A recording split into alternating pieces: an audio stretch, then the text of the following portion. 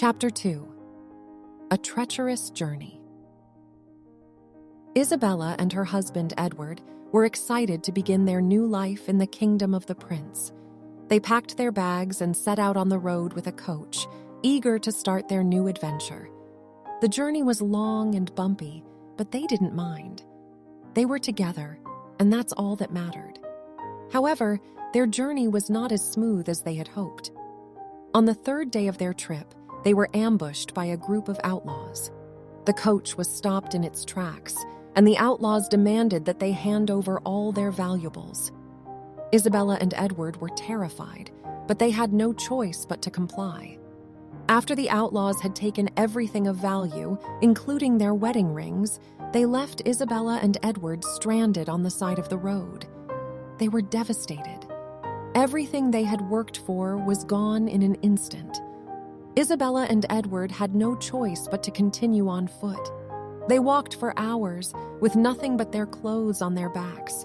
They were exhausted and hungry, and Isabella began to feel sick. They had no idea how they were going to survive. Just when they thought things couldn't get any worse, Isabella was suddenly snatched away by a group of hooded figures. Edward was left alone and helpless, with no idea where his wife had been taken. Edward searched for his wife for days, but in vain Isabella was held captive by the outlaws and was afraid she would never see her husband again. She spent most of her days locked in a small, dark cell with barely enough food and water to survive.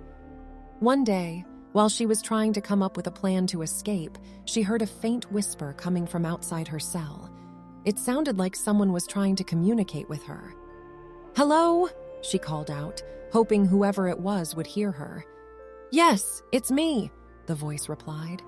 It was a young boy who had been captured by the outlaws as well. "What are you doing here?" Isabella asked. "I was traveling with my family when the outlaws attacked us and took me as their prisoner," the boy explained.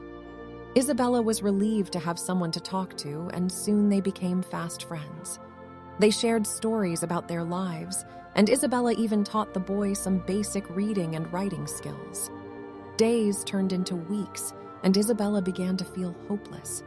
She missed her husband terribly and worried that he was out there looking for her, but not able to find her. One day, the outlaws gathered around her cell and unlocked the door. They dragged her out into the open air and threw her onto a horse. "Where are you taking me?" she demanded. "To see our leader," one of the outlaws said with a smirk. Isabella's heart raced as they rode through the woods. She had no idea what was going to happen to her, but she knew it couldn't be good. As they approached the outlaw camp, Isabella was surprised to see that it was much larger than she had anticipated. There were dozens of tents and makeshift huts, and people milling about everywhere. They brought her before the leader of the gang, a large and imposing man with a scar on his face.